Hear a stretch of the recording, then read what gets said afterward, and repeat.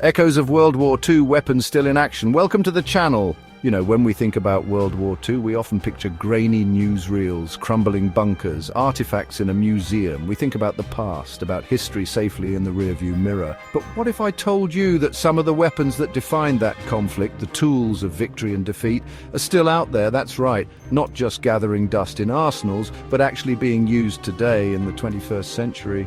It's a jarring thought, isn't it? This isn't some Hollywood action flick where the old stuff always works in a pinch. This is the real world. Today, we're going to dig into this phenomenon. We're going to look at these relics of a bygone era, these echoes of a world at war, and ask ourselves how have these weapons endured? What does their continued existence say about warfare, about technology, about us? Welcome to our channel. Today we're diving into the fascinating world of World War II weapons that are still in use today. You won't believe how some of these relics have stood the test of time.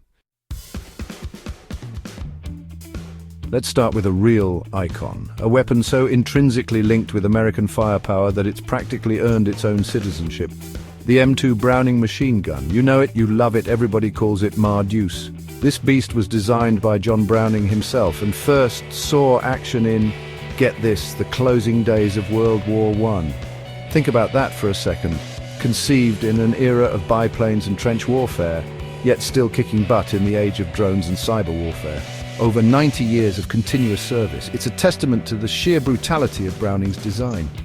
This thing is chambered for the massive .50 BMG round. That's right, the same ammunition used against snipers and light vehicles today. It chews through infantry, tears apart technicals, provides suppressive fire that make a stormtrooper think twice. From World War II to Korea, Vietnam, the Gulf War, even the current conflicts in the Middle East, the M2 has been there spitting fire and fury.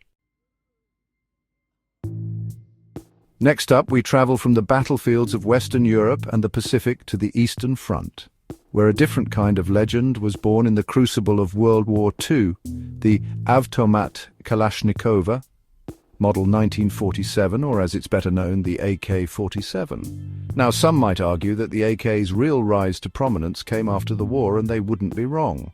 But its roots, its design philosophy, its very DNA is a product of that conflict. The Germans had shown the world the effectiveness of the assault rifle concept with their Sturmgewehr 44, and the Soviets, never once to be outdone, took notice. Enter Mikhail Kalashnikov, a man whose name would become synonymous with rugged reliability and, some would argue, the democratization of firepower. The AK-47, with its simple design, ease of manufacture and resistance to even the harshest conditions, became the weapon of choice for revolutionaries, freedom fighters, and let's face it, not so savory types across the globe. It's everywhere and it's here to stay. From the ubiquitous AK, we shift gears to a rifle that might seem like an anachronism in the modern world, yet stubbornly clings to relevance, the Mosin-Nagant.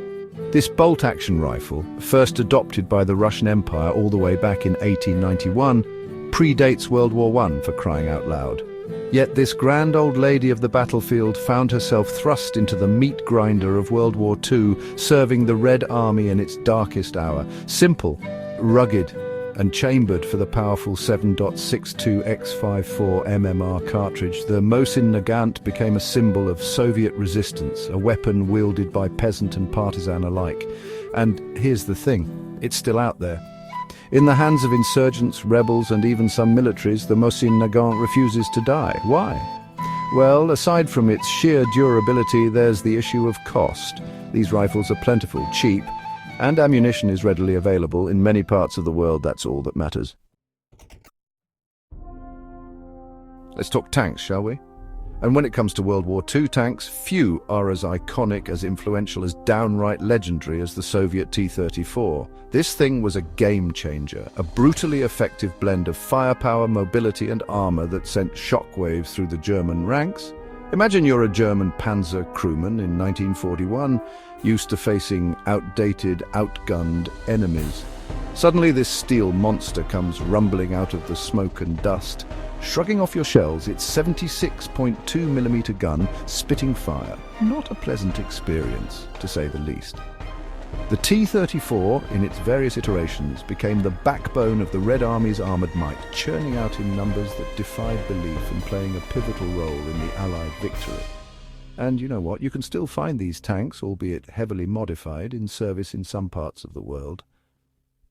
Yemen, for instance, saw T-34S rolling into battle as recently as 2015.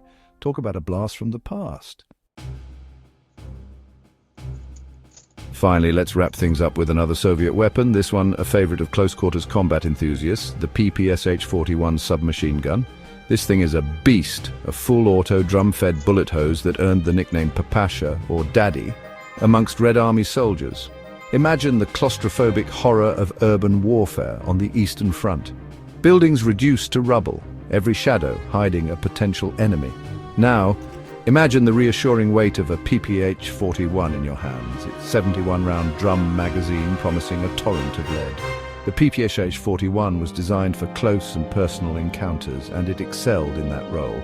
It was cheap to produce, easy to maintain, and its 7.62 x 25mm Tokarev rounds packed a punch. And while it might seem out of place in the era of modern SMGs, the PPSH-41 pops up every now and then in modern conflicts. It's a reminder that in some parts of the world, firepower trumps sophistication and old habits die hard. So, there you have it. 5 weapons from World War II that refuse to fade into the history books. It's a testament to their ingenious designs, their rugged reliability, and perhaps a bit of historical inertia. But their continued presence on the modern battlefield also raises some interesting questions. Does it speak to a lack of innovation in arms design? Or is it simply a matter of economics, of practicality?